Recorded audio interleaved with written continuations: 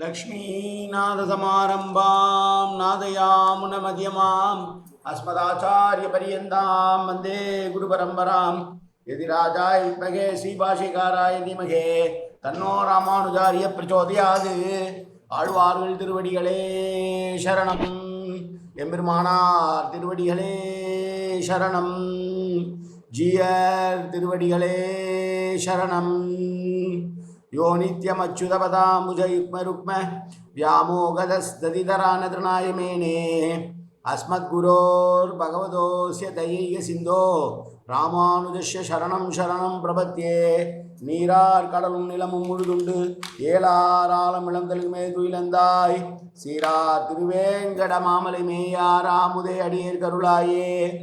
எல்லாம் வல்ல ஏழுமலையான் பெருங்கருணையால் 4000 திவ்ய பிரபந்த பாசுர பதிவேற்றங்களின் வரிசையில் இன்றைக்கு 2682வது நாள் பாசுர பதிவேற்றம். நம்மாழ்வாருடைய திருவிருத்தம் என்கிற பிரபந்தத்தினுடைய 43வது நாள் பாசுரத்தை சேவிக்க இருக்கிறோம். முதலிலே தனியன் கருவிருத்த குழிநீத்த பின் காமக் கடுமொழி வீழ்ந்து ஒரு விருத்தம் புக்குழல் உருவீர் உயிரின் பொருள்கற்கு ஒரு விருத்தம் புகுதாமல் குருவேர்வோன் உரைத்த திருவிருத்த தோரடி கற்று இரீர் கற்று இரீர் திருநாட்டகத்தே என்பதாகும். இது தலைவனான ஆழ்வார் பெருமாளுடைய மேனி அழகை பற்றி சொல்லுகிற பாசுரம். இது பராங்குசநாயகியாக இல்லாமல் ஆழ்வாருடைய தன்மையிலிருந்து பாடியதாக கொள்ள வேண்டுமே தவிர பராங்குசநாயகி பாடுவதாக கொள்ளக்கூடாது என்று ஆச்சாரியர்கள் கருத்து. கடந்த பாசுரம் பாடும் போது தன்னுடைய கடைக்கண் பார்வை தன் மீது பட்டு விட்டது என்று ஆழ்வார் மகிழ்ந்தார். ஆழ்வாரும் பராங்குசநாயகி மகிழ்ந்தது போல் இருந்தாலும் இப்போது ஆழ்வார் பெருமாளுடைய மேனி அழகை பற்றி பேசுகிறார் இந்த பாசுரத்தில். கண்ணும் செந்தாமரை கையும் அவை அடியோ அவையே வண்ணம் கரியதோர் மால்வரை போன்று மதிவிகற்பால் விண்ணும் கடந்து உம்பர் அப்பால் மிக்கு மற்று எப்பால் எவர்க்கும் என்னும் இடத்ததுவோ எம்பிரானது எழில்நிறமே. அன்றலர்ந்த தாமரை போல் இருக்கிறதாம் கண். கண் மட்டுமா அப்படி இருக்கிறது என்றால் கையும் அப்படித்தான் இருக்கிறது. சரி, கையும் கண்ணும் அப்படி இருக்கிறது என்றால் பாதம் எப்படி இருக்கிறது என்றால் பாதமும் அன்றலர்ந்த செந்தாமரையாகவே இருக்கிறது. நிறம் எப்படி இருக்கிறது என்றால் பெரிய கருப்பு மலை போன்று இருக்கிறது என்று சொல்லுகிறார். கரியமாலாக இருக்கிறார். பச்சை மாமலை போல் என்று சொல்லுவோம் அல்லவா, பெரிய மலை போன்று இருக்கிறது.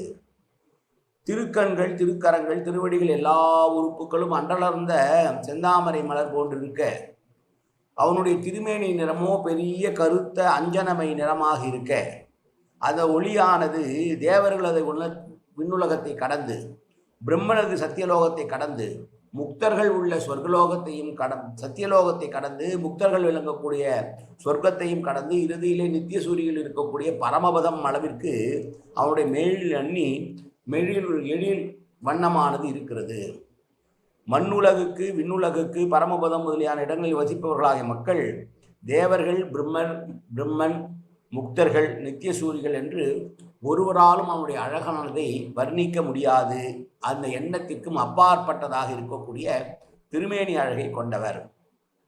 கைவண்ணம் தாமரை வாய் கமலம் போலும் கண்ணினையும் அரவிந்தும் அடியும் அக்தே என்று திருநெடுந்தாண்டகத்திலே வரக்கூடிய பாசுரம் நினைப்பேன். அந்த பாசுரத்தை இங்கே நினைத்து பார்க்கலாம்.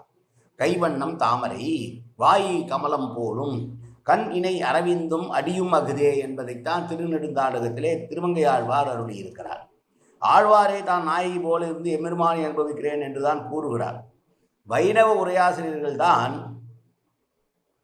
ஆழ்வார்தான் பராங்குச நாயகி என்று கொண்டே பொருள் விளக்கம் தந்து வருகிறார்கள். வைணவர்கள் சற்று சிந்திக்க வேண்டும். மதி விகற்பம் என்பதற்கு ஞான வேறுபாடு என்றே எல்லா உரைநூல்களும் பேசி வர ஒரே ஒரு உரைநூல் மட்டும் ஞான மிகுதி என்று கூறுகிறதாம்.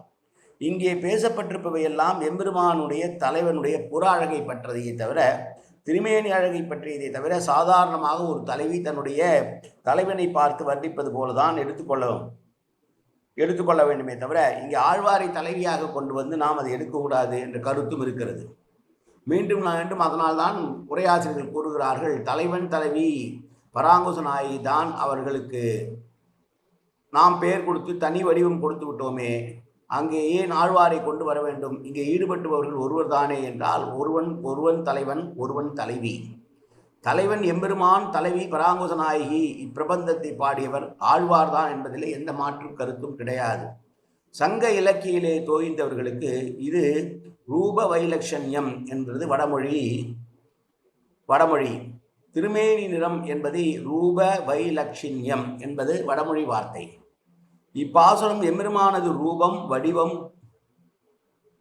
பற்றிதான் பேசுகிறது, அல்லாவது அவனுடைய குணத்தை பற்றி பேசவில்லை என்பதை நாம் உணர வேண்டும் என்றெல்லாம் உரையாசிரியர்கள் எழுதுகிறார்கள். தலைவனுக்குரிய பெருமையை ஆழ்வார் எம்பெருமான் பற்றி பாடுகிறார், ஆழ்வாரே பாடுகிறார் என கொள்ள வேண்டும் என்றெல்லாம் பேசுகிறார்கள். பெருமாள் அழகை பற்றி பேசிய நம்மாழ்வார் பாடிய பாசுரம் இந்த பாசுரம். பாசுரத்தை சேவிக்கலாம். கண்ணும் செந்தாமரை கையும் அவை அடியோ, அவை கையும் அவை அடியோ அவையே வண்ணம் கரியதோர் மால்வரை போன்று மதி விகற்பால் விண்ணும் கடந்து உம்பர் அப்பால் மிக்கு மற்று எப்பால் எவர்க்கும் என்னும் இடத்ததுவோ எம்பிரானது எழுநிறமே.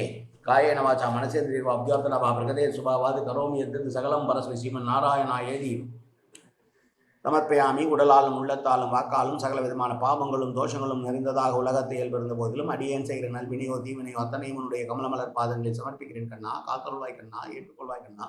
எப்போதும் திருநாமம் கண்ணா கண்ணா கண்ணா என்று என் நாவில் வருவதற்கு அன்புவாய் கண்ணா. சர்வத்திர கோவிந்தநாம சங்கீர்த்தனம்.